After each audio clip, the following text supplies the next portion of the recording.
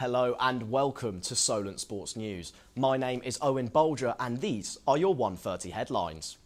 England manager Thomas Tuchel believes he has a reliable squad who trust each other ahead of their next match against Albania. I think everyone is treating everyone with respect. The ones on the pitch know that they can rely on everyone who comes from the bench to finish the game. You could see the impact today, and it has to stay like this. We just need everybody fully involved, especially mentally, to accept the decision of the match day. With just one competitive match until the World Cup finals and following their 2-0 win against Serbia, competition for places is rife. The Three Lions won at Wembley last night with hot topics Jude Bellingham and Phil Foden both appearing from the bench. Tuchel's team travelled to Albania on Sunday in their final World Cup qualifier tie. Cristiano Ronaldo might miss the start of the 2026 FIFA World Cup. Ireland face Hungary on Sunday in a shootout for the final playoff place. With it being the international break, this has given the opportunity to boost numbers and attendances for local clubs and non-league football up and down the country. We went to Portchester to find out exactly how big that impact is. It's the international break, and that means there's no top-level football. However, here at the lower leagues, the ball's still rolling. This is AFC Portchester versus Fareham Town, the local derby. Defending Grand Slam champion of darts, Luke Littler, kept his bid for the world #1 ranking alive with a clinical win over Wessel Niemann in the last 16. His next test comes against Josh Rock, a match that could bring him another step closer to the top spot if he maintains his current form. Michael van Gerwen's early exit at the hands of Danny Noppert also reshapes the road ahead, clearing a potential obstacle and giving Littler an opportunity to take control of the tournament and the rankings. Wednesday is known as Sports Day at university. However, for one of the Solent teams, it became just another day. There was no Solent men's hockey team last year, but is that still the case? Will Charlton reports. The Solent hockey team are back playing the sport they love after a difficult year off. Due to the difficulty of attracting players, the team could not play a single fixture last year.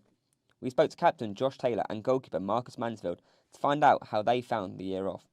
Watch the full package at 3:30 to find out more about this story. Yeah, it's great fun. Obviously, none of us played last year because we couldn't get numbers for a team. But yeah, it's been really good fun. We'll hear more on that later. Twickenham looms this weekend for the All Blacks as they continue their tour of Britain.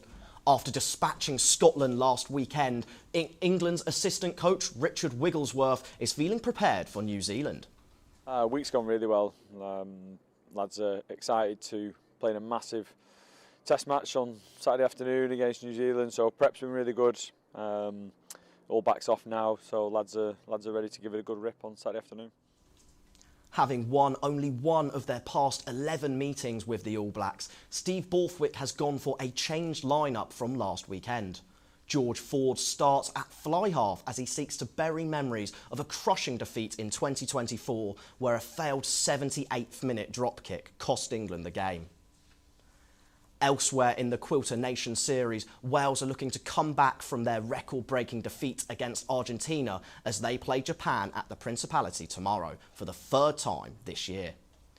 So far, it's 1-1 as both teams scored big wins during the summer, but there's something even bigger on offer this weekend for Wales. They hope to end a run of 10 successive home international defeats. In a raft of changes for Steve Tandy's side, winger Louis Rees-Zammit returns to the starting lineup for the first time since his return to rugby. Changes to the high tackle laws in rugby have started many debates in the sport since the most recent inception in 2023. Our team went to Test Park and caught some of the best and legal tackles from training.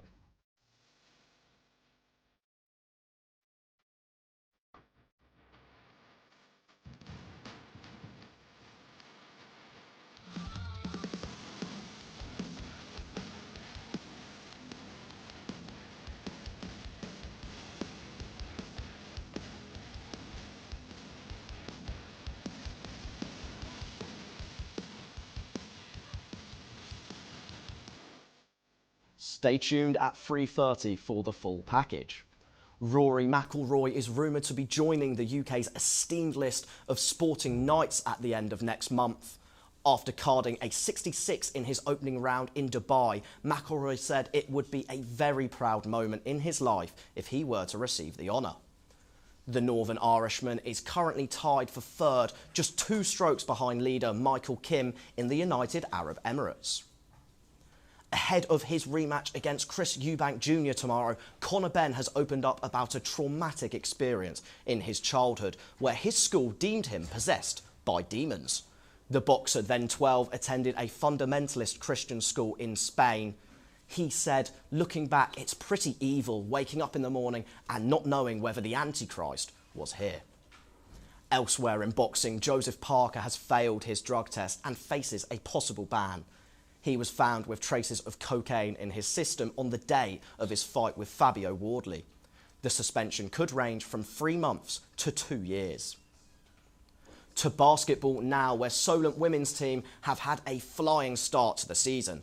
But how can a month's break affect their momentum? Harry McBain is on hand to find out more. When you're winning, momentum is key to keeping that positive feeling going. But what if you had to wait weeks until your next match? This is the exact issue that faces Solent women's basketball team, who after an undefeated start to the season don't have a game until December. Player Melanie Garcia acknowledges the challenges that this gap brings, but believes their togetherness will help them to keep winning.